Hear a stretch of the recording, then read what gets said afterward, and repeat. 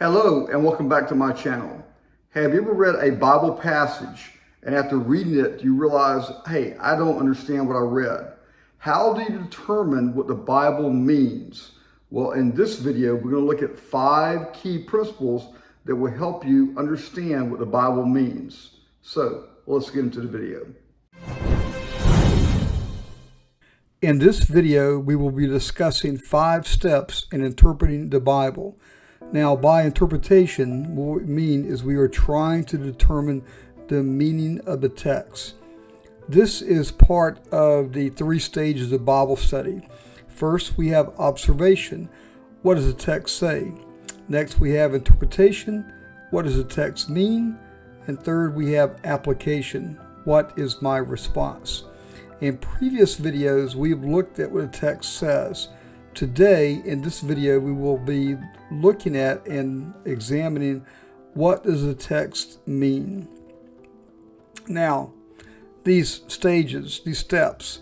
First step, what did the text mean to the original audience? The text was not originally written to us. It was written to a specific audience. What did it mean to them? That's our first step. Step 2. What were the differences between the original audience and us? There are a lot of differences between us and people who lived in the ancient past. Think language, time, culture, and historical situation. Step 3. What is the theological principle in the text?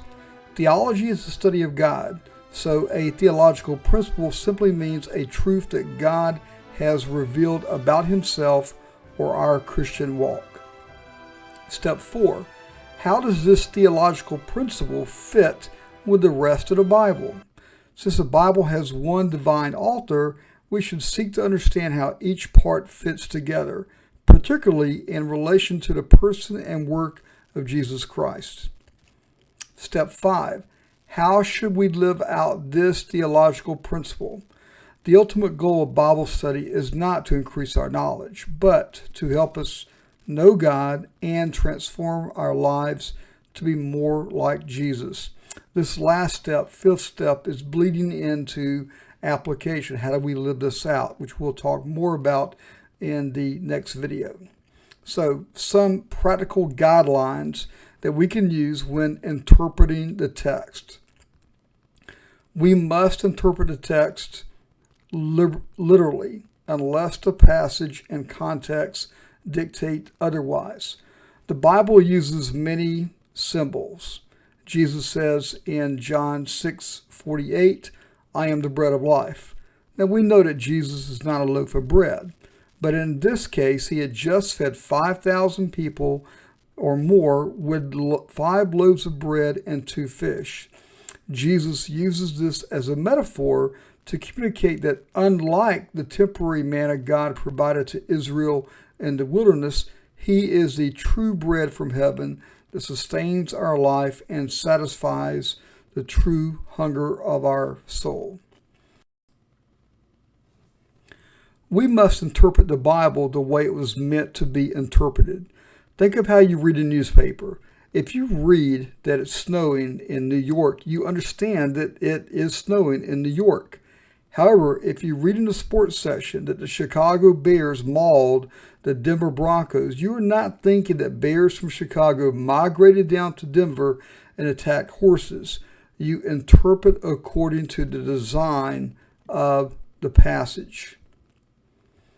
We must also interpret the Bible in light of its literary genres. As I said earlier, there are a lot of symbols used in the Bible. Jesus is referred to as a lion of the tribe of Judah and as a Lamb of God. Satan is referred to as a dragon. You have to understand the genre or category of text that you are reading. The Bible contains narrative history as well as parables. Parables will have one central truth. You need to identify this central truth. Don't miss a central truth by focusing on the details. For example, when reading the parable of the prodigal son, don't focus on what country he went to or on how old his brother was. This is missing the point. Focus on the central truth. The Bible has letters as well as proverbs. Proverbs are not promises. They are general principles. Proverbs 22 verse 6 says, "Train up a child in the way he should go. Even when he is old, he will not depart from it." This is a good principle, but it is not a promise from God. Sometimes children rebel.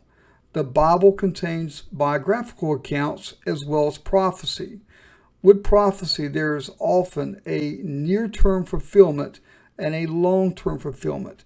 And we don't always recognize this when the prophecy is first given. Consider this. You can look at the screen. When you look at a mountain range from a distance, the peaks may seem very close together. However, there may be miles between those peaks that you cannot see. Often with prophecy, we cannot determine how far away the long-term fulfillment is. And finally, the Bible also contains poetry. When reading Old Testament poetry, a good rule of thumb is that we should focus on how the second line often brings clarity to the first line. We must interpret the Bible in context. Look at the scripture before and the scripture after the passage you are trying to interpret. Do not attempt to build a belief based on one isolated verse. Look at the passage in context to best understand the message. Philippians 4:13 says, "I can do all things through him who strengthens me." This is one of the most popular verses in the Bible and one of the most misinterpreted. There are countless posters revolving around sports achievement, with this verse as the motivation. However, this verse is about contentment. It has nothing to do with sports. Another favorite verse is Jeremiah 29 verse 11. It says, "For I know the plans I have for you, declares the Lord. Plans to prosper you and not to harm you. Plans to give you hope and a future." Jeremiah is often quoted to show that God has a wonderful plan for your life. He wants you to live your best life now. But did anyone consider looking at the previous verses in a chapter? If they did, they would find a little bit of a different message. Jeremiah 29 verse 1, we learned that the letter was sent to the surviving elders among the exiles. This means that the letter's original audience was the surviving elders of Israel who had been sent into Babylonian captivity for 70 years. Notice in verse 4 says, "This is what the Lord Almighty, the God of Israel, says to those I carried into exile from Jerusalem to Babylon." Notice in verse 4, who carried them or sent them into captivity? God used the Babylonians, but this was executed by God. God wanted his people to know that even though the nation was being punished, he had not abandoned his people. Ultimately, God will triumph and we will be with God if we are believers. However, this verse does not teach that we will not experience hardship, suffering, or persecution. We must interpret the Bible in view of its historical and cultural setting. We should understand the historical and cultural setting and customs that help reveal the meaning of the text. For example, in John 4, why is the Samaritan woman going out to the well during the hottest part of the day? If we understood the cultural setting, we would understand why. We should view all Scripture as applicable to us today unless the context restricts it or later revelation overrules it, such as the Old Testament dietary laws, or is clearly unique to that culture. We must interpret Scripture with Scripture. We should choose a simple, plain meaning over some complex meaning that does not seem to fit. We should look for something very simple because normally that will be the meaning that the text actually means. We also need to look at the New Testament and the Old Testament. They complement each other. We don't have an angry God in the Old Testament and a loving God in the New Testament, as some have supposed. We cannot successfully understand one testament without also understanding the other testament. We should also interpret unclear passages in view of clear passages. Since the Bible cannot contradict itself, we should always interpret these unclear passages in view of the clear passages that we also find on the same topic. It only makes sense. Remember that we are seeking the meaning that God intends. In 2 Peter 1:20, we read, "No prophecy of Scripture comes from the prophet's own interpretation." One of the worst questions we could ever ask in a group Bible study is, what does the passage mean to you? This is completely missing the point. There is only one meaning, the one that God intended.